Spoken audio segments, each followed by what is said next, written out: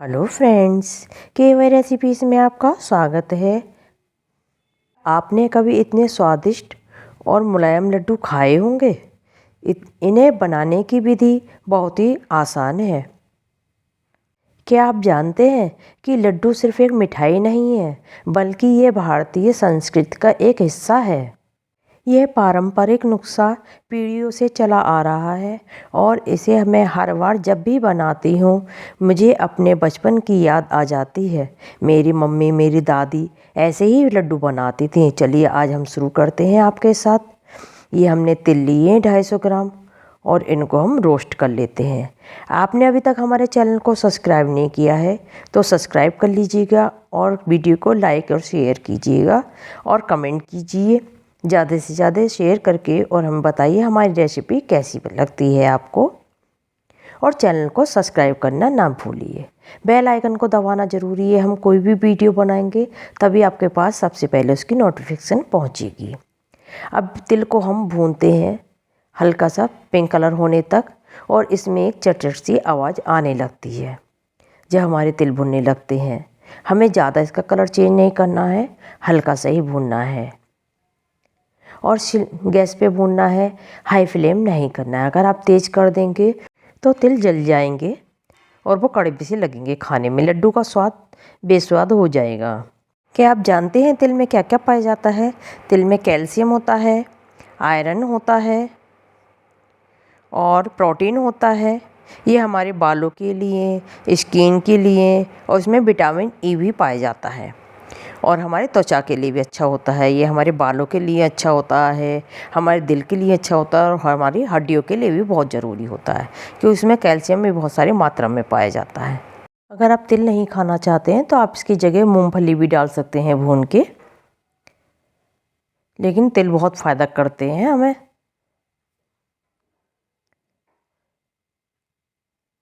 और खाने में भी स्वादिष्ट होते हैं इसके लड्डू। ये बुने बनाए बाज़ार में भी मिल जाते हैं, लेकिन घर पे जो हम भूनते हैं वो थोड़े अच्छे करके भुन जाते हैं। बाज़ार में ज़्यादा अच्छे भुने हुए नहीं मिलते हैं।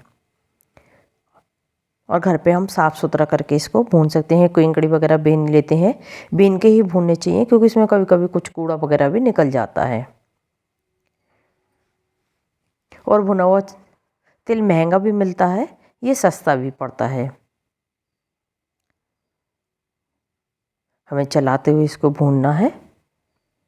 देखिए कलर थोड़ा थोड़ा चेंज होने लगा है इसका। देखिए हल्का सा, हमें बहुत ज़्यादा इसको नहीं करना है। और इसके लिए कढ़ाई भारी तली की लीजिएगा, हल्की तली का बर्तन नहीं लीजिएगा जिससे ये जल जाए। हमारे तिल भुन गए हैं। अब हम गोंद की तैयारी करते हैं। ये हमने गोंद लिया है, 250 ग्राम करीब गोंद है ये। मैं गोंद को आपको दो तरह से बताऊंगी। आपको जो तरीका पसंद आए आप उस तरीके से बना सकते हैं। एक तो मैं रोस्टेड गोंद बताऊंगी, दूसरा आपको तल के बताऊंगी, आपको जो भी पसंद आए।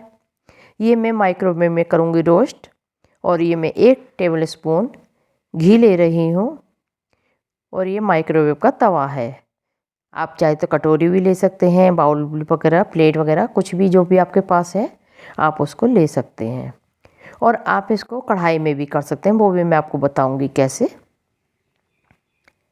अगर आपके पास माइक्रोवेव नहीं है तो आप बिना माइक्रोवेव के भी गोंद को आराम से रोस्ट कर सकते हैं। ये हमने घी लगा लिया है। हम घी लगा के भी इसको रोस्ट कर सकते हैं तो इसमें स्वाद थोड़ा सा खुशबू वाला आ जाता है घी की। जो आदमी घी नहीं खाना चाहता है, कोई भी व्यक्ति, वो इस तरह से रोस्ट करके लड्डू बना सकता है। बहुत ही आसान बन जाते हैं और बहुत स्वादिष्ट लगते हैं खाने में भी। कोई बता नहीं सकता कि आपने इसको रोस्ट किया है या तला है। अभी हमने 1 टेबल स्पून घी लगा लिया है। अब इसको हम माइक्रोवेव के करते हैं, सेट करते हैं माइक्रोवेव को 5 मिनट के लिए।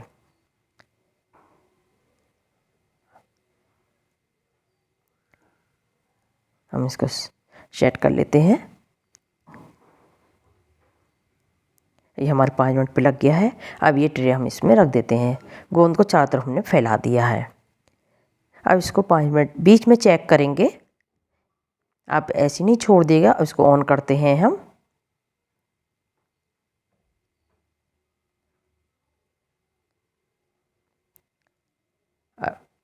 देखिए अब हमारा गोंद फूलना शुरू हो जाएगा। अब इसको हम चेक कर लेते हैं एक बार, और हम किसी भी स्पून की सहायता से या किसी भी चीज़ की सहायता से इसको चलाएंगे चारों तरफ को फैलाते हुए, जिससे ये जले नहीं।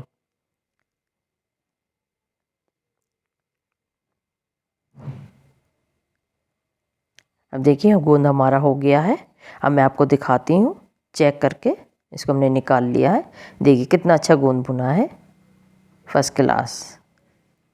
अब आपको एक बार और दिखाऊंगी मैं इसी तरह से। अभी तो हमने घी लगाया था, अब ये हम बिना घी के उसी तवे पे बनाएंगे वैसी। देखिए अब हम इसको रखते हैं। अब इसको भी सेट कर देते हैं माइक्रोवेव को।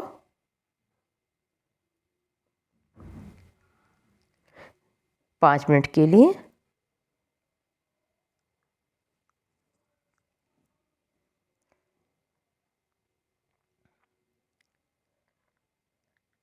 अब इसको भी हम चला देते हैं बीच में।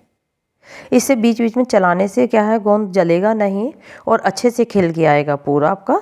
ये मेरे पास छोटा गोंद था, अगर आपके पास मोटा है तो और खिल के आएगा ये। इसको 2 मिनट के बाद आप चेक कर लीजिएगा कि आप फोड़ के कि गोंद फूटा है कि नहीं फूटा। अगर नहीं फूटता है तो आप माइक्रोवेव को और आगे बढ़ा सकते हैं। देखिए मेरा तो छोटा था तो इसलिए जल्दी हो गया है ये। अब हमारा सारा गोंद भुन गया है। देखिए कितना अच्छा खिल के आया है। देखिए अब मैं आपको तल के दिखाती हूँ कि हम तला हुआ कैसे कर सकते हैं। ये हमने कढ़ाई ली है और इसमें हमने घी डाल दिया है। हमने 2 टेबल स्पून घी डाला है बड़े से। ये थोड़ा सा मोटा वाला गोंद है। अब घी को अच्छे से गर्म होने देते हैं। अब इसमें हम थोड़ा थोड़ा गोंद डालेंगे, ज़्यादा नहीं डालेंगे एक साथ, और इसको थोड़ा थोड़ा डाल के भूनेंगे जिससे ये फूल के अच्छे से। अगर हम ज़्यादा डाल देंगे तो गोंद अच्छे से फूलता नहीं है और वो आपस में चिपक जाता है। इसको हम चलाते हुए भून लेंगे। और गोंद भी कई तरह के आते हैं, कोई कीकर का आता है, बबूल का आता है, नीम का आता है। ये जामुन का गोंद है, इसीलिए इसका थोड़ा सा कलर भूनते समय जामुनी कलर का हो जाता है। देखिए थोड़ा सा कलर इसका चेंज हो जाता है। आपके यहाँ किस किस तरह का गोंद मिलता है वो आप मुझे कमेंट करके बता सकते हैं। अब हम थोड़ा थोड़ा इसमें डालेंगे और इसको एक बार मैं आपको और तल के दिखाऊंगी। देखिए कितना अच्छा खिल जाता है।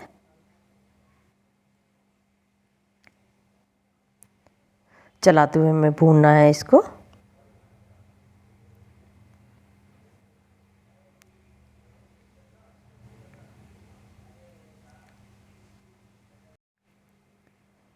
देखिए अब हमारा गोंद भुन गया है इसका। ये फूटने लगा है और बड़ा सा होने लगा है। हमने जब डाला था छोटा था, अब ये बड़ा हो गया है। अब इसको हम निकाल लेते हैं। सारा हमारा गोंद देखिए भुन गया है। हमें इसी तरह से चाहिए। अब इसको हम फोड़ लेते हैं। हमें मोटा मोटा फोड़ना है, ज़्यादा बारीक नहीं करना है। और थोड़ा मैंने साबुत निकाल लिया है अलग से, मैं साबुत भी डालूंगी इसमें।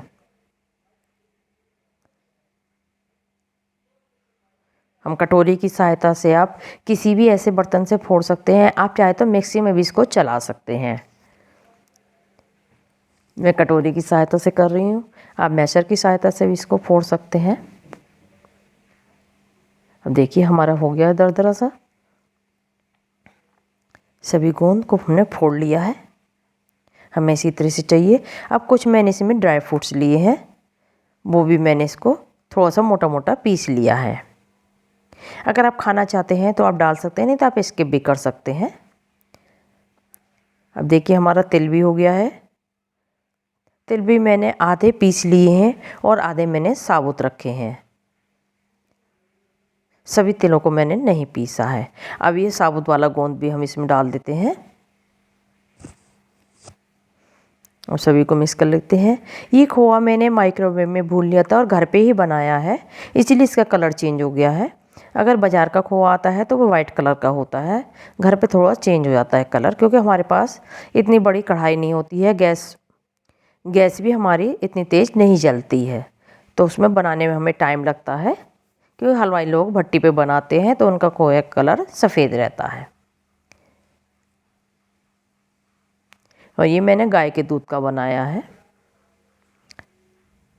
तो उसमें थोड़ा टाइम लगता है। हमारा खोआ भी भुन गया है। मैंने 5 मिनट के लिए माइक्रोवेव में इसको भून लिया था। अब इसमें ये हम खांड डाल रहे हैं जो गन्ने की बनती है। आप चाहे तो बूरा भी डाल सकते हैं, लेकिन इसकी तासीर गर्म होती है, क्योंकि सर्दी में हमें सभी चीज़ें गर्म चाहिए खाने, वो फ़ायदा करते हैं हमको, और जोड़ों के दर्द के लिए और स्किन के लिए बहुत फ़ायदेमंद रहती हैं। हड्डी मजबूत करती हैं, गर्म चीज़ें हमें अंदर से एनर्जी देते हैं। अब सभी को मिक्स कर लेते हैं हाथ की सहायता से। आप चाहे तो दोनों हाथ की सहायता से भी इसको मिला सकते हैं। ये हमारी दादी नानी, हमारी मम्मी ये बनाती थी लड्डू। इसके लड्डू बहुत ही हमने बचपन से खाए हैं और बहुत ही स्वादिष्ट बनते हैं और बहुत ही अच्छे लगते हैं। तो दोस्तों, मैंने आपको बताया कि कैसे आप घर पर ही स्वादिष्ट और सेहतमंद तिल के और गोंद के खोए के लड्डू बना सकते हैं। तिल और गोंद के लड्डू न केवल स्वादिष्ट होते हैं, बल्कि ये हमारे शरीर को अंदर से मजबूत भी बनाते हैं। तो क्यों ना आज ही इन लड्डुओं को बनाकर अपने परिवार वालों और दोस्तों के साथ शेयर करें। अगर आपने कभी तिल और गोंद और खोए के लड्डू खाए हैं तो आपको कैसे लगे ये हमें कमेंट करके बताइए, और ये लड्डू भी आप अपने बना के अपने परिवार वालों को खिलाइए। तो दोस्तों, आज हमने सीखा कि कैसे घर पर ही स्वादिष्ट और पौष्टिक खोआ, गोंद और तिल के लड्डू बना सकते हैं। यह रेसिपी बहुत ही आसान है और इसे आप किसी भी विशेष अवसर पर बना सकते हैं। मकर संक्रांति पे या कभी भी आपका मीठा खाने का मन करे तो बना सकते हैं। सर्दी में तो खासकर ये लड्डू खाए जाते हैं। आप इस रेसिपी को ज़रूर ट्राई करिए और मुझे कमेंट करके बताइए कि आपको ये लड्डू कैसे लगे। अपनी बनाई हुई लड्डू की फ़ोटो मुझे टैग करके ज़रूर भेजिए। अगली वीडियो में मैं आपको एक और पौष्टिक, हेल्दी, स्वादिष्ट रेसिपी लेके आऊँगी। आपने मेरे चैनल को अभी तक सब्सक्राइब नहीं किया है तो सब्सक्राइब कर लीजिएगा और बेल आइकन को दबाना ज़रूरी है, ताकि आपको मेरी हर नई रेसिपी की नोटिफिकेशन मिलती रहे।